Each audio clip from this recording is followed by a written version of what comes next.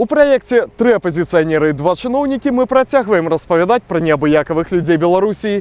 І сёння мы прыехалі ў Слуцк, дзе жыве Аліна Нагорная. Прывітанне. Меня зовут Алина Нагорная, я нарадзілася ў Слуцку і жыву тут. І я хочу, каб гэты горад з кожным днём станавіўся ўсё лепш і лепш. З Алінай мы сустракаемся ў невялічкай кавярні ў цэнтры горада. Побач дом культуры, дзе дзяўчына арганізоўвае канцэрты альтэрнатыўных музыкаў. Праўда, зладзіць выступ незалежнага гурта не так проста. У лістападзе мінулага года тут прайшоў канцэрт, прысвечаны героям Слуцкага паўстання. Канцэрт наведала больш за 300 чалавек. Там выступаў Лімон Вольскі, Андрей Хаданович, гурт Харачакра і гурт Занзібар. І з цікавага магу распавесці, што падчас выступу гурта Занзібар ім міліцыя папрасіла зняць маскі. Вось, і іх аргументацыя была, што гэта не Дзеда Мороза і зараз не Новы год. Што трэба зрабіць, каб арганізаваць беларускамоўны канцэрт у невялікім горадзе? Даволі складана, таму што вельмі шмат даводзілася ўзгадняць. Напрыклад, мы ўзгаднялі сімволіку, бо на мінулым канцэрце нам яе не дазволілі беспадстаўна, і зараз вось у нас атрымалася ўсё ж такі паставіць всю сімволіку, якую мы хацелі, акрамя сцяга горада Слуцку. Яны здесь знайшлі у заканадаўстве такую забарону і вырашылі яе скарыстаць. Акрамя платы за аренду і камуналкі, трэба заплаціць і за паслугі міліцыі, да якой у Аліны шмат пытанняў. Па-першае, я аплачвала іх паслугі, каб яны ахоўвалі там грамадскі парадак, а яны прымусілі гурт здымаць маскі.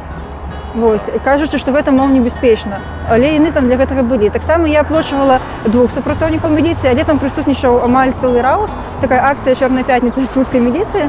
Это было дзіўна. Арганізацыя канцэрта ў Слуцку справа небяспечная. Падчас святкавання стагоддзя БНР не абышлося без затрыманняў. На гэтым канцэрце выступаў Алесь Денісаў, Зміцер Бартосік, таксама салігорскі гурт Харачакра.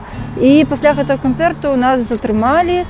У раўсе дзяўчыну разам з музыкамі пратрымалі 3 гадзіны, далі штраф і адпусцілі. Аліна распавядае, што адносіны з чыноўнікамі не лепшыя, чым з міліцыяй. Калі ў горадзе зносілі будынак 19 стагоддзя, Аліна звярнулася да кіраўніка райвыканкама. Але старшыня не выйшаў, і я пакінула сваю просьбу пісьмовую ў кнізе заўвагі прапановаў, на што пасля старшыня выканкама падаў на мяне заяву ў міліцыю. З пытаннямі да слуцкіх чыноўнікаў Еўрарадыё звярнулася ў райвыканкам. Спачатку Наталья Чернушевич, намесніца старшыні, адмовілася размаўляць з намі, а пра заяву ў міліцыю на Аліну Нагорную адказала.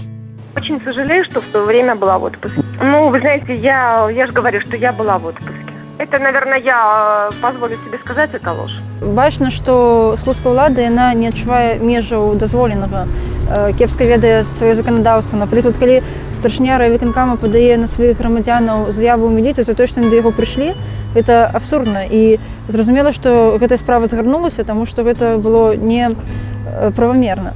З чым можа сутыкнуцца неабыякавы чалавек у невялікім горадзе? Ну, тут былі розныя выпадкі, там, што мяне, напрыклад, выклікалі ў крымінальны вышак, каб сказаць, што каб я не распаўсюджвала экстрэмізм, але адначасова сказалі, што я яго і не распаўсюджвала. Вось, гэта таксама вельмі странна. Ці, напрыклад, калі мы тут рабілі, была выбарчая кампанія, мы стаялі ў пікеце, падыходзіў чалавек, адразу яны спрабавалі купіць подпісы, ну, каб мы ў іх купілі подпісы, а пасля гэты ж чалавек падышоў, сказаў, што я заўтра не прачнуся, пасля яго пазнала ў выканкаме. Аліна распавядае, што не адчувае ціск, з якім даводзіцца сутыкацца, а адной з галоўных праблем у сучасным грамадстве дзяўчына называе маўчанне. Все, што гэта адбываецца, я проста з гэтага сцебуюсь там дзесьці ў Фейсбуку, таму што я ведаю, што гэта ўсё неправамерна, і яны могуць там нешта казаць. Вось, але гэта супярэчыць заканадаўству, яны могуць толькі казаць, а нічога не зрабіць. І таксама я раю людзям, якія сутыкнуліся з гэтым ціскам, публічна пра яго распавядаць пра яго журналістам там на сваіх старонках, проста каб гэтага не было. Аліна Нагорная працягвае экскурсію па родным горадзе. Мы падыходзім да мемарыяла ахвярам слуцкага гета. На помніку ёсць памылкі, якія трэба выпраўляць. Тут ёсць памылкі ў родным склоне. Павінна быць пінскай яўрэйскай абшчыны і таксама яўрэйска агенцтва для Ізраіля Сахнут.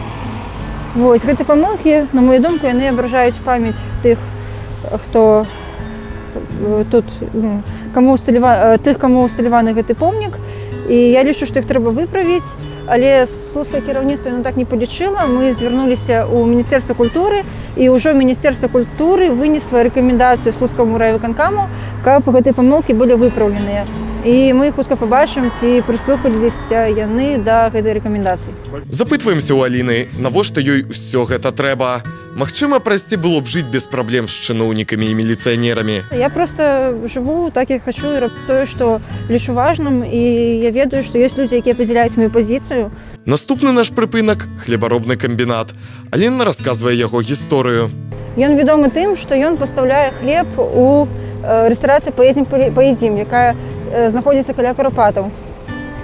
Таксама гэты хлебазавод, ён вырабляе хлеб «Бульбаш», і мы звярталіся, тут мясцовыя актывісты збіралі подпісы за тое, каб гэты хлеб не вырабляўся, але адказ быў не па тэме звароту, адказ быў не на мове звароту, адказ быў нават без подпісу.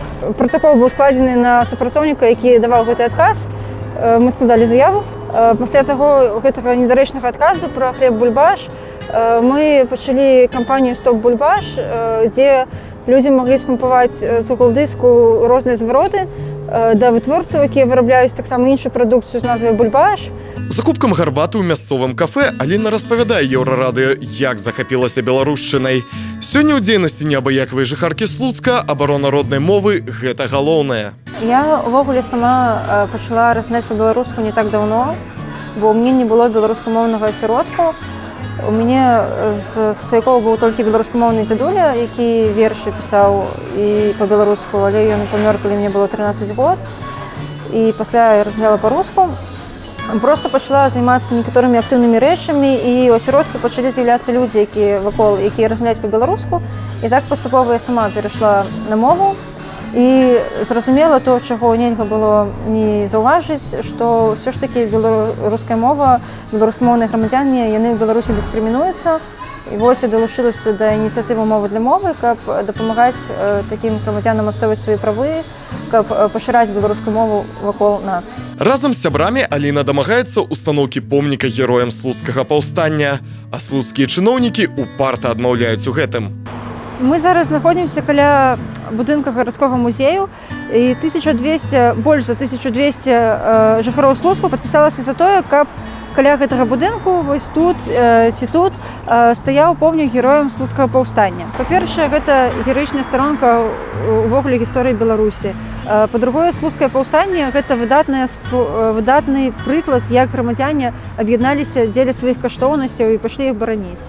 Вось. Па-трэцяе, слуцкае паўстанне, яно паказвае ўсё ж такі, што людзі, яны хочуць мець сапраўднае самакіраванне, і ў тыя часы, якія мы жывем, гэта вельмі важна. На думку Аліны Нагорнай, эканамічны поспех краіны цесна звязаны з гісторыяй. Мы кажам пра праблемы эканамічныя ў Беларусі і кажам пра тэму гісторыі, гэта вельмі ўзаемазвязана.